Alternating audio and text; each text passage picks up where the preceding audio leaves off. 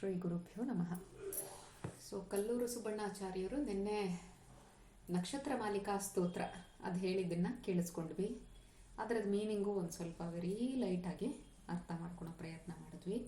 ಇದಾದಮೇಲೆ ಆಲ್ಮೋಸ್ಟ್ 1749 ಆ ಇಯರಲ್ಲಿ ವಿಜಯದಾಸರು was 67 year old then. So 67 ವರ್ಷ ಆಗಿತ್ತು ಅವ್ರಿಗೆ. ಸೊ ಇದಾದಾಗ ಅವ್ರೇನು ಮಾಡ್ತಾ ಇದ್ರು, ಎಲ್ಲ ಆಸ್ ಯೂಶುವಲ್ ಆಗಾಗ ತೀರ್ಥಯಾತ್ರೆಗಳಿಗೆ ಎಲ್ಲೆಲ್ಲಿ ಹೋಗ್ತಾ ಇದ್ರು. ತುಂಬ ಪ್ಲೇಸ್ಗಳಿಗೆ ಹೋಗ್ತಾ ಇರಲಿಲ್ಲ because of his old age, advance age ಆಗ್ತಾ ಇದ್ದಿದ್ರಿಂದ. ಬಟ್ ತಿರುಪತಿ ಆಗಿರ್ಬೋದು, ಬೇರೆ ಕ್ಷೇತ್ರಗಳು he never use to miss. ಅದೇ ಥರ ಏನಾಗುತ್ತೆ, ಅವರು ಒಂದ್ಸರಿ ಹೀಗೇನೆ ಅವರು ಕೂತ್ಕೊಂಡಿರ್ತಾರೆ ಒಂದಿನ. ಹರೇ ರಾಮಕಂದ. ಸೊ ಅವ್ರೇನು ಮಾಡ್ತಾರೆ, ತುಂಬ ಚಳಿ ಆಗಿರ್ಬೋದು, ಬಿಸಿಲಾಗಿರ್ಬೋದು, ಯಾವುದೇ ಥರ ಆಗಿದ್ರೂ ಕೂಡ ಅವರು ಜಾಸ್ತಿ ವರಿ ಮಾಡ್ತಿರಲ್ಲ. ಯಾರಿಗೆ ಯಾವಾಗ ಹೆಲ್ಪ್ ಮಾಡೋದು ಅನ್ನೋದ್ರ ಮೇಲೇ ಅವರು ಕಾನ್ಸಂಟ್ರೇಷನ್ ಅನ್ನುವಂಥದ್ದು ಇರುತ್ತೆ. ಒಂದ್ಸರಿ ಅವರು ಕಲ್ಲೂರಿಗೆ ಬರ್ತಾರೆ. ಕಲ್ಲೂರಿಗೆ ಬಂದಾಗ, Kallur even today it is not that ತುಂಬ ವಾಟರ್ ಬಾಡಿ ಇರುವಂಥ ಜಾಗ ಅಲ್ಲ ಅದು. ರಾಯಚೂರು, ಕಲ್ಲೂರು, ಆ ಬೆಲ್ಟ್ಗಳಲ್ಲಿ ನೋಡಿದ್ರೆ, ಮಾನ್ವಿ ಅದೆಲ್ಲ ನೋಡಿದ್ರೆ ವೆರಿ ಪಿಟಿಯಬಲ್ ಕಂಡೀಷನ್ ಅವ್ರದ್ದು. ತುಂಬ ಒಂಥರ ನೀರೆಲ್ಲ ಸ್ಟೋರೇಜ್ ಮಾಡ್ಕೊಂಡು ಇಟ್ಕೊಂಡಿರ್ತಾರೆ. ಆ್ಯಂಡ್ ಆ ಸ್ಟೋರ್ ಮಾಡಿರೋ ನೀರು ಕೂಡ ಇಟ್ ವಿಲ್ ಬಿ ಮಡ್ಡಿ ವಾಟರ್ ಥರ ಇರುತ್ತೆ. ಅಂಥ ಪ್ಯೂರ್ ವಾಟರು ಅಲ್ಲಿ ಸಿಕ್ಕೋದಿಲ್ಲ ಸೋರ್ಸ್ಗಳು. ಅಷ್ಟು ತುಂಬ ಯಾವಾಗ ನೋಡಿದ್ರು ತೊಂದರೆ ಇದೆ. ಹರೇ ರಾಮಕಂದ. ತೊಂದರೆಗಳಿರುವಂಥದ್ದು ನೀರಿನ ಜಾಗಕ್ಕೆ.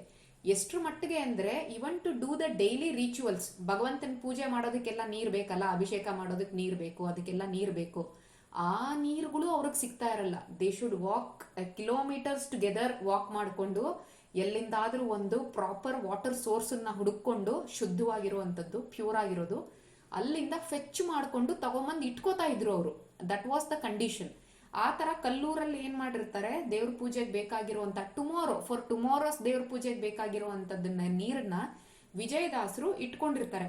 ಸೊ ಏನಾಗುತ್ತೆ, ಆಫ್ಟರ್ನೂನ್ ಟೈಮ್ ಅರೌಂಡ್ 12 noon, ಅಂದರೆ 12 noon ಅಂದರೆ ಇಟ್ ವಿಲ್ ಬಿ ಟೂ ಸನ್ನಿ ಅಲ್ವಾ. ಬೇಸಿಗೆಗಾಲ ಅಂತೂ ಅಲ್ಲಿ ಕಾಲಿಡೋಕ್ಕೆ ಆಗಲ್ಲ ಆ ಥರ.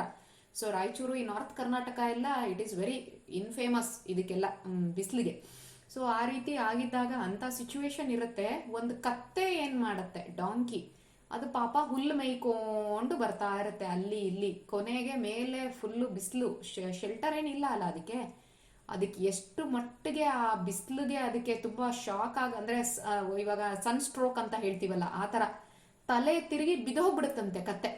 ಅಲ್ಲೇ ಬರ್ತಾ ಇದ್ದಿದ್ದು, ನಡ್ಕೊಂಡ್ ಬರ್ತಾ ಇದ್ದಿದ್ದು, ಹಾಗೆ ತಲೆ ತಿರುಗಿ ಬಿದ್ದೋಗುತ್ತೆ.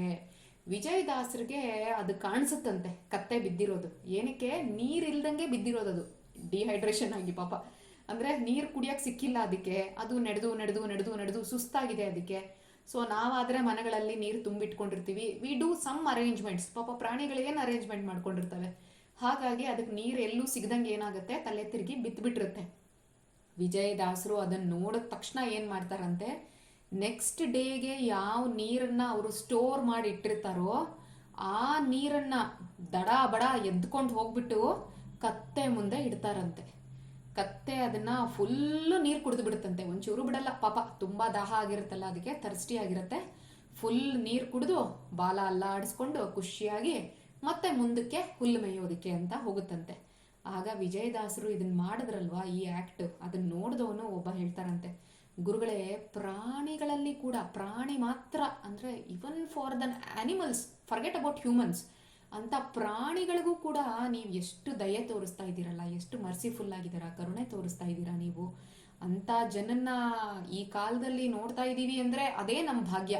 ನಿಮ್ಮ ಎರಾದಲ್ಲಿ ನಾವು ಇದ್ದೀವಿ, ಬದುಕಿದ್ದೀವಿ ಅಂದರೆ, ನಿಮ್ಮನ್ನು ನೋಡ್ತಾ ಇದ್ದೀವಿ ಅಂದರೆ ಎಷ್ಟು ಜನ್ಮದ ಪುಣ್ಯನೋ ನಮಗೆ ಅಂತ ಹೇಳಿದಾಗ ದಾಸರು ಹೇಳ್ತಾರಂತೆ, ಅಲ್ಲಪ್ಪ, ಯಾವುದೇ ಜೀವಿ ಆಗಿರಲಿ, ಆ ಜೀವಿ ಅದಕ್ಕೆ ಕಷ್ಟ ಬಂದಿದೆ ಅಂತಂದರೆ ನಾವೇನು ಮಾಡಬೇಕು, ಎಲ್ಲ ಜೀವಿಗಳು, as I told many times, ಅವು size 1/1000th of tip of the hair of a donkey, ಅಲ್ಲ ಯಾವುದು ಹಾರ್ಸ್ ಅಲ್ವಾ. ಸೊ ಅಂಥ ಸ್ಮಾಲ್ ಸೈಜ್ ಜೀವ ನಾವು. ಆ ಜೀವನ ಇಷ್ಟೆಲ್ಲ ಆಕ್ಷನ್ಸ್ ಮಾಡಿಸ್ತಾ ಇರೋದು ಯಾರು, ಭಗವಂತ. ಅದಕ್ಕೇನೆ ಯಾವುದೇ ಜೀವ ಕಷ್ಟದಲ್ಲಿದ್ದಾಗ ನಾವು ನೋಡಿದ್ರೆ, ಲೆಟ್ ಇಟ್ ಬಿ ಆ್ಯನಿಮಲ್ ಆದರೂ ಆಗಿರಲಿ, ಹ್ಯೂಮನ್ಸ್ ಆದರೂ ಆಗಿರಲಿ, ಇನ್ಯಾವುದೇ ಲಿವಿಂಗ್ ಬೀಯಿಂಗ್ ಆಗಿರಲಿ, ಬೇಕಾದರೆ ಅದು ಕಷ್ಟದಲ್ಲಿದ್ದಾಗ ನಾವೇನು ಮಾಡಬೇಕು, ಕತ್ತೆ ಅದು ಅಂತ ನೋಡಬಾರ್ದು. ಇದು ನಾಯಿ ಅಂತ ನಾವು ನೋಡಬಾರ್ದು. ಹೊರಗಡೆ ಬಾಡಿ ನಾವು ನೋಡೋ ಹಾಗಿಲ್ಲ. ನಾವೇನು ನೋಡಬೇಕು ಅಂದರೆ ಆ ಕತ್ತೆ ಒಳಗಡೆ ಇರೋ ಭಗವಂತ, ಯಾಕಂದರೆ ಅವನೇ ಆ್ಯಕ್ಷನ್ ಮಾಡಿಸ್ತಾ ಇರೋದು. ಪ್ರೀತಿ ಮಾಡಲಿ, ಪ್ರೀತಿ ಆಗಲಿ ಅಂತ ಏನು ಮಾಡಬೇಕು, ನಾವು ಕಷ್ಟನ ಪರಿಹಾರ ಮಾಡೋದಕ್ಕೆ ನೋಡಬೇಕು. ಇವಾಗ ಕತ್ತೆ ಪಾಪ ತಲೆ ತಿರುಗಿ ಬಿತ್ತು, ನಾನು ಕತ್ತೆಗೆ ನೀರು ಕೊಟ್ಟೆ ಅಂತಲ್ಲ, ಒಳಗಡೆ ಇರೋ ಭಗವಂತನಿಗೆ ನೀರು ಕೊಟ್ಟೆ ಅನ್ನೋ ಅನುಸಂಧಾನ ಇಟ್ಕೊಂಡು ಆ ಜೀವಿಗೆ ನಾನು ಉಪಕಾರ ಮಾಡಬೇಕಪ್ಪ. ಆವಾಗ ನೆಕ್ಸ್ಟ್ ಅದರಿಂದ ನಮಗೆ ರಿಸಲ್ಟ್ ಅಂತೂ ಸಿಕ್ಕತ್ತೆ. ಯಾಕಂದರೆ ಗುಡ್ ಆ್ಯಕ್ಟ್ ಮಾಡಿದೆ ನಾನು, ಕತ್ತೆಗೆ ನೀರು ಕೊಟ್ಟರು ದಾಸರು, ಪುಣ್ಯ ಬಂತು. ಇಟ್ಕೊಂಡ್ರೆ ಮತ್ತೆ ಕರ್ಮ. ಅದಕ್ಕೋಸ್ಕರ ಅವ್ರೇನು ಹೇಳ್ತಾರೆ, ಅದ್ರದ್ದು ಏನು ಫಲ ಬರುತ್ತಲ್ಲ ಪುಣ್ಯ ಫಲನ ನಾರಾಯಣನ್ಗೆ ಅರ್ಪಣೆ ಮಾಡಿಬಿಡ್ಬೇಕು, ಶ್ರೀಕೃಷ್ಣಾರ್ಪಣ ಮಾಡಿಬಿಡ್ಬೇಕು, ನಾವು ಇಟ್ಕೋಬಾರ್ದು ಅಂತ ಹೇಳ್ತಾರಂತೆ. ಅದು ಮೇಯ್ನ್ ಏಮ್ ಆಗಿರ್ಬೇಕು ನಮಗೆ. ಅದರ್ವೈಸ್ ಏನಾಗುತ್ತೆ ಅಂದರೆ ಡ್ಯೂ ಟು ದಿಸ್ ಈ ಪುಣ್ಯ ಕರ್ಮಗಳೆಲ್ಲ ಮಾಡ್ತಾ ಇದ್ದಾಗ ಯೂಶ್ವಲ್ ಆಗಿ ನಮಗೊಂದು ಬಂದು ತಗಲಾಕೊಳುತ್ತೆ ಅಹಂಕಾರ ಅನ್ನುವಂಥದ್ದು. ವಿ ವಿಲ್ ಬಿ ಪ್ರೌಡ್, ಈಗೋ ಅನ್ನುವಂಥದ್ದು. ನಾನಾಗಿದ್ದಕ್ಕಾಯ್ತು, ಈ ಕತ್ತೆಗೆ ನೀರು ಕೊಟ್ಟು ಬದುಕಿಸ್ದೆ, ಇಲ್ದಿದ್ರೆ ಇಷ್ಟೊತ್ತಿಗೆ ಈ ಕತೆ ಗತಿ ಏನಾಗ್ತಾ ಇತ್ತೋ, ಹೋಗೇ ಬಿಡ್ತಾ ಇತ್ತದು ಅನ್ನೋವಂಥದ್ದು ನಮಗೆ ಬರುತ್ತೆ. ನಾನಾಗಿದ್ರೆ ಕತ್ತೆಗೆ ನೀರು ಕೊಡೋದೇನು, ಕತ್ತೆ ಆಗಿ ನೀರು ಕುಡಿಯೋದೇನು, ನನ್ನೊಳಗಡೆಯಿಂದ ಕೊಡಿಸ್ತಾ ಇರೋದು ಭಗವಂತನೇ, ಅದ್ರೊಳಗಡೆ ಕೂತ್ಕೊಂಡು ಕುಡಿಸೋನು ಭಗವಂತನೇ ಅಲ್ವಾ. ಹಾಗಾಗಿ ನಾನು ಅನ್ನುವಂಥದ್ದು ಪಿಕ್ಚರ್ಗೆ ಬರಲ್ಲ. ಇದು ಯೂಶ್ವಲ್ ಆಗಿ ಬರುತ್ತೆ ಮನುಷ್ಯರಿಗೆ. ಒಳ್ಳೆ ಕೆಲಸಗಳು ನಾವು ಮಾಡ್ತಾ ಹೋಗ್ತಾ ಇದ್ದಂಗೆ ಏನಾಗುತ್ತೆ, we will get puffed up. Ego ಅನ್ನೋವಂಥದ್ದು ನಮಗೆ ಬರಕ್ಕೆ ಶುರುವಾಗುತ್ತೆ. ನಾನಿಲ್ಲದೆ ಇದ್ರೆ ನಡೆಯುತ್ತೋ ಇಲ್ವೋ, ನಾನು ಇಲ್ಲದೆ ಇದ್ರೆ ಗೊತ್ತಾಗುತ್ತೆ ಈ ಮನೆ ಏನಾಗುತ್ತೆ ಅಂದ್ಕೊಂಡು, ಎಲ್ಲ ನನ್ನಿಂದನೇ ನಡೆಯೋದು ಅಂತ ಸುಮಾರು ಜನ ಹೇಳೋದನ್ನ ಬೇಕಾದ್ರೆ ನಾವು ಕೇಳಿರ್ತೀವಿ. ಆದರೆ ಫನ್ನಿಯೆಸ್ಟ್ ಥಿಂಗ್ ಅಂತಂದರೆ, ನಾನು ಇದ್ದಿದ್ದಕ್ಕಾಯ್ತು ಇಷ್ಟೊಂದು ನಡೀತಾ ಇದೆ, ಇಲ್ಲದೆ ಇದ್ರೆ ಗೊತ್ತಾಗತ್ತೆ ಇವ್ರಿಗೆ ಅಂತ ಯಾರು ಹೇಳ್ತಿರ್ತೀವಲ್ಲ ನಾವು ಒಂದಿನ ಹೋಗ್ಬಿಟ್ವಿ ಅಂತಂದರೆ ಆರಾಮಾಗಿ ಒಡೆ ಪಾಯಸ ಮಾಡ್ಕೊಂಡು ತಿಂತಾರೆ ಅನ್ನೋದು ಬಿಟ್ಟರೆ ಅವ್ರೇನು ತಲೆ ಕೆಡಿಸ್ಕೊಳಲ್ಲ ಅದ್ರ ಬಗ್ಗೆ. ಸೊ ನಾವು we will be under the illusion. ಅದರಿಂದ ಅವ್ರ ಸಾಧನೆಗೇನಾಗಲ್ಲ, ನಮ್ಮ ಸಾಧನೆನೇ ಹಾಳಾಗೋದು. ಅದಕ್ಕೆ ವಿಜಯದಾಸರು ಹೇಳ್ತಾರೆ, ಕತ್ತೆ ಒಳಗಡೆ ಇರೋ ಭಗವಂತನ ನೋಡಿಕೊಂಡು ನಾವು ಸಹಾಯ ಮಾಡಬೇಕು, ಯಾವುದೇ ಯೋಗ್ಯ ಜೀವಿಗಳಿಗೆ ಸಹಾಯ ಮಾಡಬೇಕಾದ್ರೆ. ಆಮೇಲೆ ಯಾರಿಗೆ ಸಹಾಯ ಮಾಡಿದ್ರು ಕೂಡ, ಯಾರಿಗೆ ಯಾವುದೇ ರೀತಿ ಹೆಲ್ಪ್ ಮಾಡಲಿ, ಲೆಟ್ ಇಟ್ ಬಿ ಮೆಟೀರಿಯಲ್ ಹೆಲ್ಪೋ, ಸ್ಪಿರಿಚುವಲ್ ಹೆಲ್ಪೋ, ಯಾವ ಹೆಲ್ಪೋ, ಅದನ್ನೆಲ್ಲ ಏನು ಮಾಡಿಬಿಡ್ಬೇಕು, ನಾರಾಯಣನಿಗೆ ಸಮರ್ಪಣೆ ಮಾಡಿಬಿಡ್ಬೇಕು, ಕೃಷ್ಣಾರ್ಪಣ ಮಾಡಿಬಿಡ್ಬೇಕು ಅಂತ ಹೇಳ್ತಾರೆ. ಅದು ಮೇಯ್ನ್ ಏಮ್ ಆಗಿರಬೇಕು. ಈ ಸುಜೀವ, ಈ ದೇಹ ಅಂದರೆ ನನಗೆ ಈ ಕತ್ತೆ ಹೇಗೆ ಕಾಣಿಸ್ತು ಅಂತ ವಿಜಯದಾಸರು ಹೇಳ್ತಾ ಇದ್ದಾರೆ. ನನಗೆ ನೋಡಪ್ಪ, ಈ ಕತ್ತೆ ಪಾಪ ಯಾವುದೋ ಒಂದು ಅದ್ರ ಬ್ಯಾಡ್ ಕರ್ಮ ಅಲ್ವಾ, ಕಷ್ಟ ಯಾಕೆ ಬರುತ್ತೆ, ನಾನು ಆಲ್ರೆಡಿ ಹೇಳಿದೆ. ನಾವೇನೋ ಕೆಟ್ಟದ್ದು ಮಾಡಿರ್ತೀವಿ, ಅವರೋನ್ ಕರ್ಮ, ಬೇರೆ ಯಾರೋ ಪಕ್ಕದ ಮನೆಯವನ ಕರ್ಮ ನನಗೆ ಬರಲ್ಲ. ನಾನೇ ಕೆಟ್ಟ ಕರ್ಮ ಮಾಡಿರ್ತೀನಿ, ಆ ಕೆಟ್ಟ ಕರ್ಮ ಅನುಭವಿಸೋದಕ್ಕೆ ಅಂತ ನನಗೆ ಕೆಟ್ಟದ್ದಾಗ್ತಾ ಇರುತ್ತೆ ಲೈಫಲ್ಲಿ. ನಾವೇನು ಮಾಡ್ತೀವಿ, ಈ ಲೈಫ್ದೊಂದು ತಗೊತೀವಿ. ಈ ಲೈಫಲ್ಲೂ ಒಂದು ವಾರದ ಮುಂಚೆ ಏನಾಯಿತು ನಮಗೆ ಗೊತ್ತಿಲ್ಲ, ಡೇ ಬಿಫೋರ್ ಎಸ್ಟರ್ಡೇ ತಿಂಡಿ ಏನೋ ಅಂತ ತಿಂದ್ವಿ ಅನ್ನೋದೇ ಮರ್ತೋಗಿರುತ್ತೆ ನಮಗೆ ಅಲ್ವಾ. In what to speak about our past ಲೈಫ್ಸ್ಗಳು. ಸೊ ನಾವೇನು ಮಾಡ್ತೀವಿ, ಹುಟ್ಟಿದಾಗ್ಲಿಂದ ಒಂದಿರುವೇನೂ ಕೊಂದಿಲ್ಲ ನಾನು, ನನಗೆ ಯಾಕೆ ಇಷ್ಟೊಂದು ಕಷ್ಟ ಕೊಡ್ತಾ ಇದ್ದಾನೆ ಭಗವಂತ. This is the usual dialogue ನಾವು ಕೇಳೋವಂಥದ್ದು. ಆದರೆ ನಾವು ಅರ್ಥ ಮಾಡ್ಕೋಬೇಕು, ಮಾಡಿದ್ದುಣ್ಣೋ ಮಾರಾಯ. ಅಂದರೆ ನಾವು ಏನು ಮಾಡಿರ್ತೀವಿ ಕರ್ಮಗಳು, whether let it be bad karma or good karma, ನನಗೆ ಒಳ್ಳೆ ಸುಖ ಸಿಗ್ತಿದೆ ಅಂದರೆ it is the result of our good actions. ಕೆಟ್ಟದ್ದೇನೋ ಆಗ್ತಾ ಇದೆ ನನ್ನ ಲೈಫಲ್ಲಿ ಅಂದರೆ it is my own bad ಆ್ಯಕ್ಷನ್ಸ್ದು ರಿಸಲ್ಟ್ಗಳು ಅನ್ನೋದನ್ನ ಪಕ್ಕಾ ಮಾಡ್ಕೋಬೇಕು ಲೈಫಲ್ಲಿ. ಇನ್ನೊಬ್ರ ತಲೆ ಮೇಲೆ ಸುಮ್ಮನೆ ಹಾಕಂಗಿಲ್ಲ ನಾವು, ಆಯ್ತಾ. ಅದಕ್ಕೆ ಇವ್ರೇನಂತ ಇದ್ದಾರೆ, ಮೇ ಬಿ ಈ ಕತ್ತೆ ಪಾಪ ಅದು ದುಷ್ಕರ್ಮ ಮಾಡಿದೆ. ದುಷ್ಕರ್ಮ ಅಂದರೆ ಕೆಟ್ಟ ಕರ್ಮ. ಅದ್ರ ಲೈಫಲ್ಲಿ ಯಾವಾಗಲೂ ದುಷ್ಕರ್ಮ ಮಾಡಿದ್ದಕ್ಕೆ ಏನಾಗಿದೆ, ಅದಕ್ಕೆ ಕತ್ತೆ ಲೈಫ್ ಸಿಕ್ಕಿದೆ, ಆಯ್ತಾ. ಕತ್ತೆ ಇದರಲ್ಲಿ ಅದು ಹುಟ್ಟಬೇಕಾಯ್ತು. ಅದರ್ವೈಸ್ ತುಂಬ ಹೇಳ್ತಾರೆ, ಅಂದರೆ ಔಟ್ ಆಫ್ 84 lakh ಸ್ಪೀಶೀಸ್ ನಾವೇನು ಮಾತಾಡಿದ್ವಿ ಫಸ್ಟ್ ಕ್ಲಾಸಲ್ಲಿ, ನೋ ಅಂಡ್ ಲರ್ನೋ ಯಾವುದೋ ಇತ್ತಲ್ಲ ನಮ್ಮದು ಸೀರೀಸು, ಅದರಲ್ಲಿ 84 lakh ಸ್ಪೀಶೀಸಲ್ಲಿ ಸ್ಥಾವರ ದಶಲಕ್ಷಾಣಿ ಅಲ್ಲ ಯಾವುದದು ಅದು ಲಕ್ಷವಿಂಶತಿ ಆ ಶ್ಲೋಕ ಎಲ್ಲ ಕಲ್ತವಲ್ಲ ನಾವು. ಅದರಲ್ಲಿ ಹೇಳ್ತಾರಲ್ಲ ಇಷ್ಟಿಷ್ಟು ಲಕ್ಷಗಳಿದೆ ಅಂತ ಹೇಳ್ತಾರಲ್ಲ. Out of 84 lakh species human being ಆಗಿ ಹುಟ್ಟೋದು ತುಂಬ ಪುಣ್ಯ ಮಾಡಿರಬೇಕು ನಾವು, ಆಯಿತಾ. ಸೊ ಅದಕ್ಕೆ ಇವರು ಹೇಳ್ತಾ ಇದ್ದಾರೆ, ದುಷ್ಕರ್ಮದಿಂದ ಪಾಪ ಅದಕ್ಕೆ ಈ ಜನ್ಮ ಸಿಕ್ಕಿದೆ, ಕತ್ತೆ ಆಗಿದೆ ಅದಕ್ಕೆ. ಆದರೆ ಏನಪ್ಪ ಮಾಡೋದು, ಅದಕ್ಕೇನೋ ಬಂದಿದೆ, ನಾನು ಮಾತ್ರ ಹುಟ್ಟತಾನೆ ಹಾಗೆ ದೇವಲೋಕದಿಂದ ಇಳಿದು ಬಂದಿದ್ದೀನಿ ಅನ್ನೋ ಥರ ಪೋಸ್ ಕೊಡೋಂಗಿಲ್ಲ. ಯಾರು ಗೊತ್ತು, ನಾವು ಕೂಡ ಹಿಂಗೇನೆ ಹಿಂದೆ ಕತ್ತೆ ಆಗಿದ್ವೇನೋ, ಕರಡಿ, ನಾಯಿ, ಹಂದಿ, ಕಪಿ, ಈ ರೀತಿ ಎಷ್ಟು ಜನ್ಮಗಳು ಎತ್ತುಬಿಟ್ಟಿದೀವೋ ಏನು ಕತೆನೋ. ಎತ್ತುಬಿಟ್ಟು ಎಲ್ಲೆಲ್ಲಿ ಏನೇನು ಕಷ್ಟಪಟ್ಟಿದ್ದೀವೋ, ಯಾರ್ಯಾರ ಮನೆ ಮುಂದೆ ಅಲ್ದಿದ್ದೀವೋ. ನಾಯಿ ಆಗಿದ್ರೆ ಏನು ಅದಕ್ಕೇನು ಶೆಲ್ಟರ್ ಇರುತ್ತಾ ಅದು ಪಾಪ ಬೀದಿಲಿರುತ್ತೆ. ಈ ರೀತಿ ಕಪ್ಪಿಯಾಗಿದ್ರೆ ಪಾಪ ಅದಕ್ಕೂ ಶೆಲ್ಟರ್ ಇಲ್ಲ. ಎಷ್ಟು ತೊಂದರೆಗಳಲ್ವಾ ಆ ಲೈಫೆಲ್ಲ, ತುಂಬ ಪೆಥೆಟಿಕ್ ಕಂಡೀಷನ್ ಅಂತ. ಇದರಲ್ಲೆಲ್ಲ ನಾವು ಎಷ್ಟು ಬಂದಿದ್ದೀವೋ, ಎಷ್ಟು ಒದ್ದಾಡಿದ್ದೀವೋ.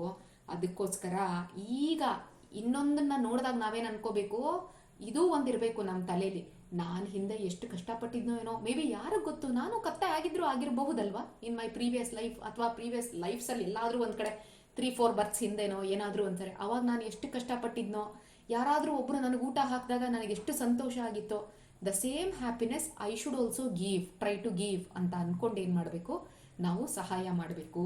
ಅದಕ್ಕೆ ಅವ್ರೇನು ಹೇಳ್ತಾ ಇದ್ದಾರೆ, ಈ ರೀತಿ ಮಾಡಬೇಕು. ಇದು ಹೋಯ್ತು, ಪಾಸ್ಟ್ ಲೈಫ್ ಬಗ್ಗೆ ಆಯಿತು.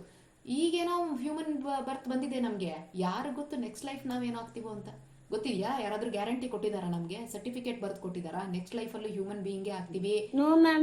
ಆದ್ರೂ ಕೂಡ ಹ್ಯೂಮನ್ ಬೀಯಿಂಗ್ ಆದ್ರೂ ಕೂಡ ಇವಾಗ ಟ್ರೈಬಲ್ಸ್ ಇದಾರಪ್ಪ, ಟ್ರೈಬಲ್ಸ್ ಇದ್ದಾರೆ, ಆಮೇಲೆ ಮುಸ್ಲಿಮ್ಸ್ ಇದ್ದಾರೆ, ಕ್ರಿಶ್ಚಿಯನ್ಸ್ ಇದ್ದಾರೆ, ಆಮೇಲೆ ಇನ್ನ ಎಷ್ಟೆಷ್ಟೋ ರಿಲಿಜಿಯನ್ಗಳೆಲ್ಲ ಇದೆಯಲ್ಲ. ಎಲ್ಲಾರು ಭಗವಂತನ ಬಗ್ಗೆ ತಿಳ್ಕೊಳೋ ಬುದ್ಧಿ ಬರುತ್ತಾ ಅವ್ರಿಗೆ?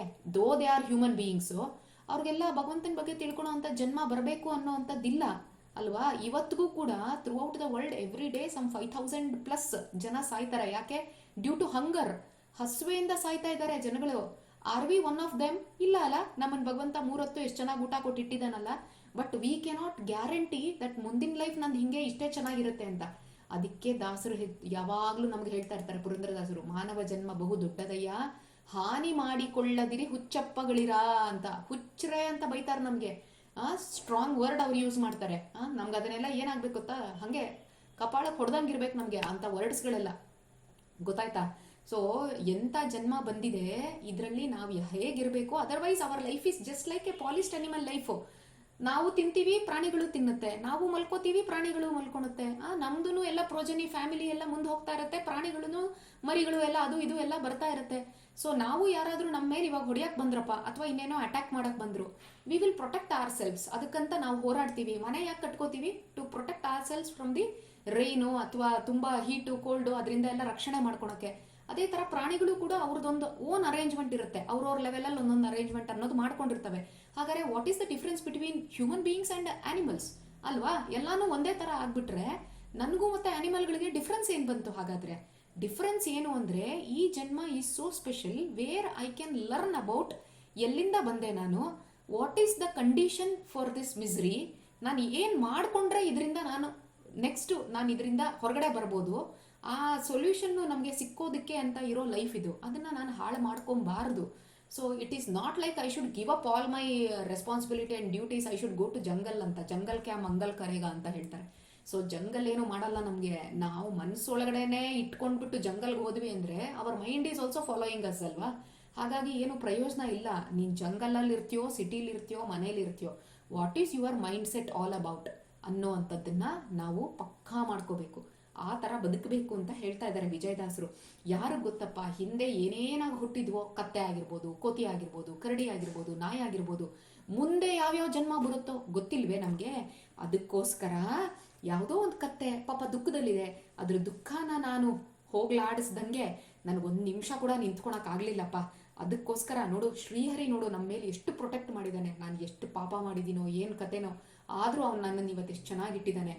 4 ಜನರ ಇದನ್ನು ಕೊಟ್ಟಿದ್ದಾನೆ ಅಲ್ಲ. ವಿಜಯದಾಸರು ಹೇಳ್ತಿರೋ ಮಾತಿದು. ವಿಜಯದಾಸರು ಹೇಳ್ತಿರೋದು ನಾನು ಪಾಪಿ ಅಂತ ಹೇಳ್ತಿದ್ದಾರೆ ಅಂದರೆ ವಿಜಯದಾಸರು ಪಾಪದ ಕೆಲಸ ಮಾಡಿದ್ದಾರೆ ಅಂತ ಅಲ್ಲ. ನಾವು ಅರ್ಥ ಮಾಡ್ಕೋಬೇಕು, ನಾನು ಎಷ್ಟು ಪಾಪಿ, ನಾನು ಎಷ್ಟೆಲ್ಲ ಕೆಟ್ಟ ಕೆಲಸಗಳು ಮಾಡಿದ್ದೀನಿ. ಆದರೂ ಕೂಡ ಭಗವಂತ ಇವತ್ತೇನು ಮಾಡ್ತಾ ಇದ್ದಾನೆ, ಬಾಯಲ್ಲಿ 4 ಬರೆಸ್ತಾ ಇದ್ದಾನೆ, ನಿಮ್ಮಲ್ಲಿ ಇದ್ದುಕೊಂಡು 4 ಮಾತು ಕೇಳಿಸ್ಕೊತಾ ಇದ್ದಾನೆ. ಅಂದರೆ ಭಗವಂತ ನಮ್ಗೆ ಎಷ್ಟು ಮಟ್ಟಕ್ಕೆ ಮರ್ಸಿಫುಲ್ ಆಗಿದ್ದಾನೆ. ಅಷ್ಟೆಲ್ಲ ಪಾಪದ ಕೆಲಸ ಮಾಡಿದ್ರು ಕೂಡ ಹೀ ಸೋ ಮರ್ಸಿಫುಲ್. ಇವತ್ತು ನಮ್ಮನ್ನು ಈ ಕಂಡೀಷನಲ್ಲಿ ಇಟ್ಟಿದ್ದಾನೆ ಭಗವಂತ ಅಂದರೆ ನಾವು ಎಷ್ಟು ನೆನಿಬೇಕು ಭಗವಂತನ. ಅದಕ್ಕೋಸ್ಕರ ಅವ್ರು ಹೇಳ್ತಾರೆ ವಿಜಯದಾಸರು, ನಾವಿಷ್ಟು ಪಾಪಿಗಳಾದರೂ ಕೂಡ ನಮ್ಮ ಅನಂತ ಅಪರಾಧಗಳು, ಅನಂತ ಅಂದ್ರೆ ಏನು, ಅನ್ಲಿಮಿಟೆಡ್, ಇನ್ಫೈನೈಟ್ ಅಂತ, ಒಂದಲ್ಲ ಎರಡಲ್ಲ, ನಮ್ದು ಕೌಂಟ್ ಮಾಡೋಕ್ಕೆ ಆಗಲ್ಲ. ಜನ್ಮದ ಹಿಡಿದ್ರೆ ಎಷ್ಟು ಅಪರಾಧಗಳನ್ನ ಮಾಡಿದೀವೋ ಅದೆಲ್ಲವನ್ನು ಭಗವಂತ ಕ್ಷಮಿಸ್ತಾ ಇದ್ದಾನಲ್ಲ. ಇವತ್ತು ನಮ್ಮನ್ನು ಈ ಮಟ್ಟದಲ್ಲಿ ಇಟ್ಟಿದ್ದಾನಲ್ಲ ಭಗವಂತ. ಅದಕ್ಕೋಸ್ಕರ ನಾವು ಎಲ್ಲ ಜೀವಿಗಳ ಮೇಲೆ, ಎಲ್ಲಾನು ಭಗವಂತನ ಸೃಷ್ಟಿನೇ ಅಲ್ವಾ, ಅದಕ್ಕೋಸ್ಕರ ನಾವು ಕರುಣೆ ಮಾಡ್ಬೇಕಪ್ಪ. ಇಷ್ಟೆಲ್ಲ ಗುಣಗಳಿದೆಯಲ್ಲ, ಎಷ್ಟೋ ಗುಣಗಳಿದೆ. ಸದ್ಗುಣ, ಕ್ಷಮೆ ಇರ್ಬೋದು, ಕರುಣೆ ಇರ್ಬೋದು, ದಾನ ಇರ್ಬೋದು, ಎಕ್ಸೆಟ್ರಾ ಎಕ್ಸೆಟ್ರಾ ಎಕ್ಸೆಟ್ರಾ. ಅದರಲ್ಲಿ ಹೈಯೆಸ್ಟ್ ಗುಣ ಅಂತ ಯಾವುದು ಅಂದರೆ ಕರುಣೆ, ಮರ್ಸಿ ಅನ್ನುವಂಥದ್ದು. ಅದು ಹೈಯೆಸ್ಟ್ ಗುಣ ಅಂತ ವಿಜಯದಾಸರು ಹೇಳ್ತಾರೆ. ಆಗ ವಿಜಯದಾಸರು ಶಿಷ್ಯರು ಹೇಳ್ತಾರಂತೆ, ಗುರುಗಳೇ ಎಷ್ಟು ಅನುಸಂಧಾನ ಅಂದರೆ ಪ್ರಾಕ್ಟಿಕಲ್ ಆಗಿ ಹೇಗೆ ಥಿಂಕ್ ಮಾಡ್ತೀರಾ ನೀವು, ಅಪ್ಲೈ ಮಾಡ್ಕೊಳೋದು. Theory is something different, daily ನಾವು ಕೇಳೋ ಥಿಯರಿನೇ, but how much I am implementing it in my day to day life, that matters. ಆಗಲೇ 100% ರಿಸಲ್ಟ್ ಬರೋದು. ಇಲ್ಲದೆ ಇದ್ರೆ ಸ್ವಲ್ಪ ಪುಣ್ಯ ಬರುತ್ತೆ ಅಷ್ಟೇ. May be in our next life ನಾವು ಇನ್ಯಾರೋ ಪೊಲಿಟಿಷಿಯನ್ ಆಗ್ಬಿಟ್ಟು ಪುಣ್ಯ ಎಂಜಾಯ್ ಮಾಡ್ಬಿಡ್ಬೋದು, ಆಯ್ತಾ. ಸದಾಶಿವನಗರಲ್ಲಿ ಮನೆ ತಗೊಂಡು ಜಾಗ್ವಾರ್ ಕಾರ್ ಇಟ್ಕೊಂಡು ಅದೆಲ್ಲ ಪುಣ್ಯ. ಈ ಪುಣ್ಯಗಳು ಬೇಕಾ ನಮಗೆ?